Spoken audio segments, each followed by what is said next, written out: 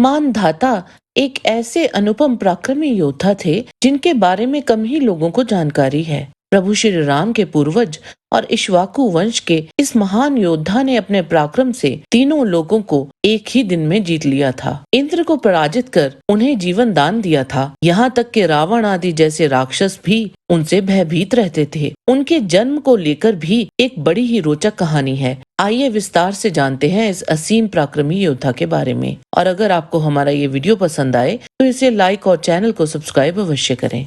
महाभारत के वन पर्व अध्याय 126 में एक स्थान पर युधिष्ठिर ने लोमश जी से पूछा, ब्राह्मण श्रेष्ठ, युवा नाशव के पुत्र मानधाता तीनों लोकों में विख्यात थे। उनकी उत्पत्ति किस प्रकार हुई थी? सुना है परमात्मा विष्णु के समान महाराज मानधाता के वश में तीनों लोक थे। लोमश जी ने कहा, राजन, इक्ष्वाकु वंश में युवनाशव नाम से प्रसिद्ध एक राजा हुए। भूपाल युवनाशव ने प्रचुर दक्षिणा वाले बहुत से यज्ञों का अनुष्ठान किया। उन्होंने एक सहस्त्र अश्वमेघ यज्ञ पूर्ण करके दक्षिणा के साथ दूसरे श्रेष्ठ यज्ञों द्वारा भगवान की आराधना की। वे महामना राज ऋषि महान व्रत का पालन करने वाले थे, तो भी उनके कोई संतान नहीं हुई। तब वे मनस्वी नरेश राज्य का भार मंत्रियों पर रखकर शास्त्रीय विधि के अनुसार अपने आप को परमात्मन चिंतन में लगाकर सदा वन में ही रहने लगे। एक दिन की बात है, राजा युवनाशव उपवास के कारण दुखित हो गए। प्यास से उनका हृदय सूखने लगा। उन्होंने जल पीने की इच्छा से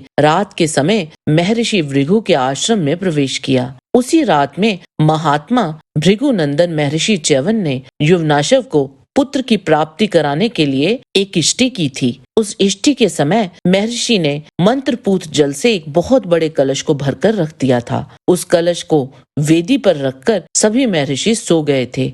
युवनाशव उन्हें लांघकर आगे बढ़ गए। तदंतर जल से भरे हुए परवोक्त कलश पर उनकी दृष्टि पड़ी। देखते ही वे बड़े वेग से उसकी ओर दौड़े और इच्छा अनुसार पीकर उन्होंने बचे हुए जल को वहीं गिरा दिया। तत्पश्चात तपोधन च्यवन मुनि के सहित सब मुनि जाग उठे। उन सब ने उस कलश को जल से शून्य देखा। फिर तो वे सब एकत्रित हो गए और एक दूसरे से पूछने लगे, ये किसका काम है? युवनाशव ने सामने आकर कहा, ये मेरा कर्म है। इस प्रकार उन्होंने सत्य को स्वीकार कर लिया। तब भगवान च्यवन ने कहा, युवनाशव, ये तुमने ठीक नहीं किया। इस कलश में मैंने तुम्हें ही पुत्र प्रदान करने के लिए तपस्या से संस्कार युक्त किया हुआ जल रखा था और कठोर तपस्या करके ब्रह्म तेज की स्थापना की थी। उक्त विधि से इस जल को मैंने शक्ति संपन्न कर दिया था कि इसको पीने से एक महाबली पुत्र उत्पन्न हो, जो अपने बल पराक्रम से देवराज इंद्र को भी यमलोक पहुंचा सके। उसी जल को तुमने आज पी लिया। ये अच्छा नहीं किया। अब हम लोग इसके प्रभाव को टालने या बदलने में असमर्थ हैं। तुमने जो ऐसा कार्य कर डाला है, इसमें निश्चय ही देव की प्रेरणा है। महाराज, तुमने प्यास से व्याकुल होकर जल को पी लिया है।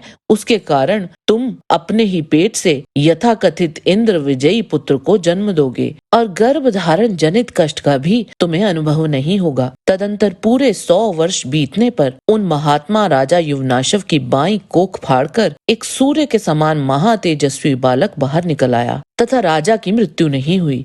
तत्पश्चात महातेजस्वी इंद्र उस बालक को देखने के लिए वहां आए। उस समय देवताओं ने महेंद्र से पूछा, ये बालक क्या पिएगा? तब उन्होंने अपनी अंगुली बालक के मुंह में डाल दी और कहा, माम अयम धाता, अर्थात यह मुझे ही पिएगा।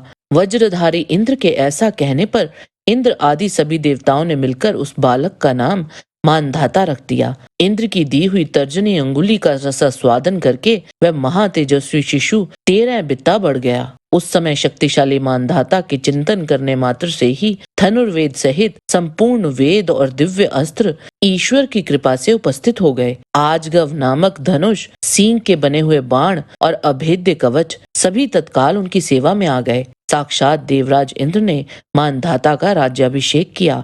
भगवान विष्णु ने जैसे 3 पगों द्वारा त्रिलोकी को नाप लिया था, उसी प्रकार मानधाता ने भी धर्म के द्वारा तीनों लोगों को जीत लिया। उन महात्मा नरेश का शासन चक्र सर्वत्र बेरोक टोक चलने लगा। सारे रत्न राजऋषि मानधाता के यहाँ स्वयं उपस्थित हो जाते थे। इस प्रकार उनके लिए वह सारी पृथ्वी धन रत्नों से परिपूर्ण थी। उन्होंने पर्याप्त दक्षिणा वाले नाना प्रकार के बहुसंख्यक यज्ञों द्वारा भगवान की समाराधना की और उसी के फल से स्वर्ग लोक में इंद्र का आधा सिंहासन प्राप्त कर लिया। उन धर्म प्रायण नरेश ने केवल शासन मात्र से ही एक ही दिन में समुद्र, खान और नगरों सहित सारी पृथ्वी पर विजय प्राप्त कर ली। उन महात्मा नरेश ने 12 वर्षों तक होने वाले अनावृष्टि के समय वज्रधारी इंद्र के देखते ही देखते खेती की उन्नति के लिए स्वयं पानी की वर्षा की थी। उन्होंने महामेघ के समान गरजते हुए चंद्रवंशी गांधार राज को बाणों से घायल करके मार डाला था। वे अपने मन को वश में रखते थे। उन्होंने अपने तपोबल से देवता, मनुष्य, त्रियक और सथावर 4 प्रकार की प्रजा की रक्षा की थी। साथ ही अपने अत्यंत तेज से संपूर्ण लोगों को संतप्त कर दिया था। भागवत पुराण के स्कंद 9 अध्याय 6 के अनुसार रावण तथा अन्य सभी लुटेरे भी मानधाता से भयभीत रहते थे। भगवान के तेज से तेजस्वी होकर उन्होंने अकेले ही 7 द्वीप वाली पृथ्वी पर शासन किया। राजा मानधाता की पत्नी का नाम बिंदुमती था, जिनसे उनके 3 पुत्र हुए, पुरकुत्स, अम्बरीश और योगी मुचुकुंद। रामायण के उत्तर कांड के अनुसार एक समय जब मानधाता और रावण का युद्ध हुआ था तो मानधाता ने अकेले ही रावण सहित उसकी समस्त सेना को धूल चटा दी थी, जिससे क्रोधित होकर रावण ने मानधाता पर रौद्रास्त्र चला दिया था। उसको मानधाता ने आग्नेय अस्त्र से नष्ट कर दिया था। फिर रावण ने गंधर्वास्त्र का उपयोग किया और उसे भी मानधाता ने अपने ब्रह्मास्त्र से काट दिया था। जब रावण की सेना भयभीत होने लगी तो रावण ने पाशुपतास्त्र का आह्वान किया, जिससे समस्त सृष्टि के प्राणी भयभीत हो गए। तब वहां पौलस्त्य तथा गाल्व ऋषि आए, जिन्होंने उन दोनों से युद्ध रोक देने का निवेदन किया था। वाल्मीकि रामायण के ही उत्तर कांड सर्ग 67 के अनुसार जब मानधाता ने स्वर्ग को जीतने की तैयारियां की तब इंद्र सहित समस्त देवता घबरा गए। तब इंद्र ने मानधाता से कहा, क्या तुम संपूर्ण पृथ्वी का राज्य अपने अधीन किए बिना ही देव राज्य पर बैठोगे? इस पर मानधाता बोले, हे इंद्र, बतलाओ पृथ्वी पर मेरी आज्ञा का पालन कहाँ नहीं होता? इंद्र बोले, मधु दैत्य का पुत्र लवणासुर तुम्हारी आज्ञा का पालन नहीं करता। इस प्रकार इंद्रदेव ने मानधाता को बड़ा उकसाया। यहाँ इंद्रदेव ने बड़ी चतुराई से काम लिया। सिर्फ उनको पता था कि लवणासुर के पास भगवान शिव का अमोघ शूल है। मानधाता बिना कुछ सोचे ही क्रोधित होकर लवणासुर से युद्ध करने पहुंच गए और चारों ओर से बाणों की वर्षा कर लवणासुर को पीड़ित कर दिया। जब उस असुर का और कोई बस ना चला तो उसने अपनी निश्चित मृत्यु से बचने के लिए भगवान शिव का दिया हुआ शूल मानधाता पर छोड़ दिया। उस त्रिशूल का बल अमित था। उस त्रिशूल ने महाराज मानधाता को उनकी सेना सहित भस्म कर दिया था और इस प्रकार मानधाता अचानक ही इंद्र द्वारा धोखे से मरवा दिए गए। जय श्री राम।